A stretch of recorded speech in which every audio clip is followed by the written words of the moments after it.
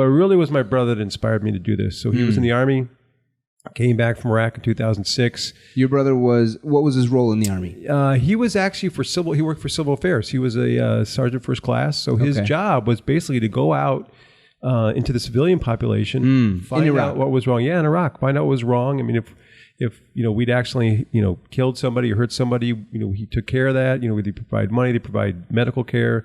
He did a lot of interfacing between the cultures because that's important. But when he came back... So he got to know the Arab culture. Yeah, very much. Cool. And my brother's a great guy. He gets along with everybody. It's funny. So he was also a drill sergeant, right? And you always hear about drill sergeants, really tough guys, right? Like Ermy, Yep. And so my brother is the funniest guy you'll ever meet. I mean, he's hilarious. Get down and give me 20, private. And but he, he had this gift, and so actually when he came back, when he was a drill sergeant, the other guys didn't like him because he got along so well with the men, and they still performed well. He was voted the top drill sergeant like on the East Coast for 2 years in a row.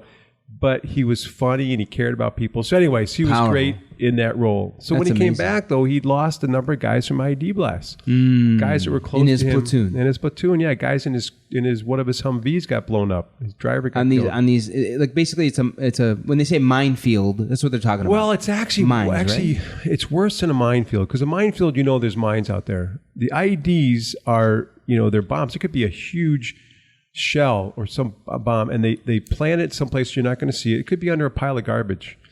But the trigger man could be a mile away with binoculars. He's got a wireless detonator, so you don't see it. So he'll wait for the guys to come through, and then he'll blow it up. Damn. And so really, really powerful explosives, and you don't know where they are. And so he came back, and he said, IEDs are killing us. Can you help?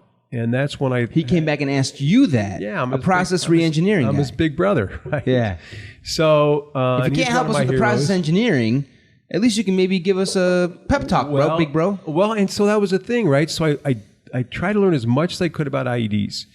And I got invited to this event out in 29 Palms, which is the Marines' largest training base. And they had this event every year. In California? Out in California, yeah, out in the middle of the desert. Marines like being in the desert because they can blow stuff up and not hurt anything, right? Yeah.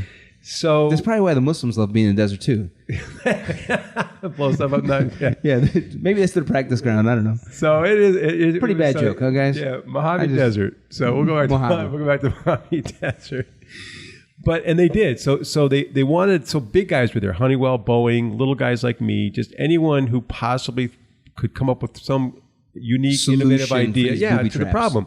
And there were some great guys. There's one guy I met, young guy, he came up with a way to make fuel cans so they wouldn't blow up when they were punctured by shrapnel. That was pretty cool. Mm-hmm. There's a lot of stuff into the radio jammers, right? They want to jam the radio waves. Right. They're trying to up armor the Humvee. So a lot of different types of technologies. Get creative, right. And I didn't see, and I thought maybe process will work. You know what? The Marines, they're the most process subject guys in the world. They know everything, everyone where they're going to be any minute. So, but what kept coming back to me as I'm going through these drills, and they're leading us down simulated Iraqi villages, and was the guys who led us around, our guides, were guys who'd survived IED blasts. And they kept saying stuff like, I started going down this one street or in this one building, and something told me something was wrong, and I went a different way. The guy behind me got blown up. So they just felt something going down this alley, didn't feel right. Yeah. Turn around, get the heck out of that alley. Yep. The guy following him who did go down that alley lost his life. Yeah, exactly. Wow. Got blown up or wounded or something. So what is that? We would think of that as intuition. And at the time, he just kind of sniffed it out. Yeah, but not only that, unconsciously sniffed it out. Yeah, and he made the right decision. So at the time, the leading, model you talk about for decision making was Gary Klein's recognition prime decision making model, which is basically prime decision making model. Okay. When you want to make a decision, you go back to the last time something was close. Yeah. Instead of taking all because there's too much data coming on asymmetric environments. There's so much data coming at you. Yeah. You go back to the last thing that's close to make the same decision. The problem with that, it's too slow. Right? I mean, everything in an asymmetric environment like that, where every village is different, everything is different. There's not enough really time to pick up the right pattern. Right. So my goal was there a way to make to realize that, accept that, but also make the brain so fast that it could also assimilate real-time data to make that decision. So that was the whole purpose of it. So my hypothesis was, what if I could apply a process reengineering methodology, right, like I did for businesses, to the brain. To the brain. Focusing on the critical function or processes of executive function, and use neuroplasticity as the medium. So we created this field called applied neuroplasticity. Applied neuroplasticity. You created that field. We created that field. We're the first ones to actually really target that, because at the time, neuroplasticity was very well understood. Yeah.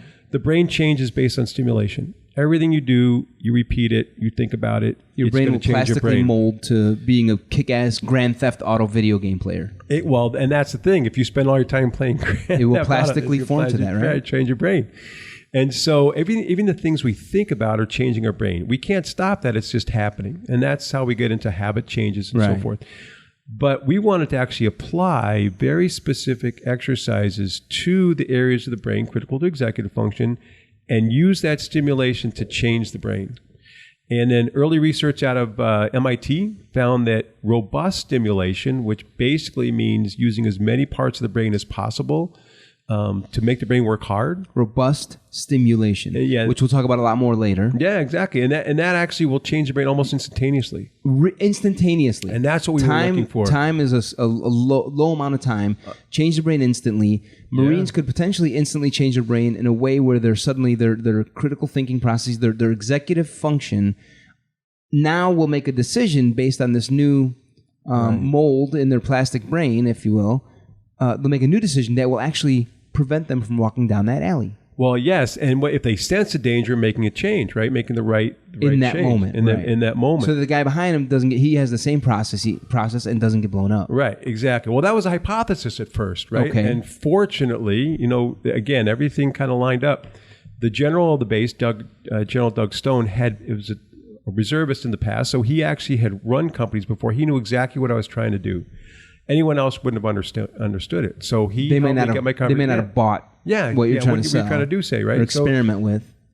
So he was helpful, and he got it. And I still remember I was shaking hands with him at the last day of this event, and I kind of had this vision. The military calls it a coup d'oeil, which is basically...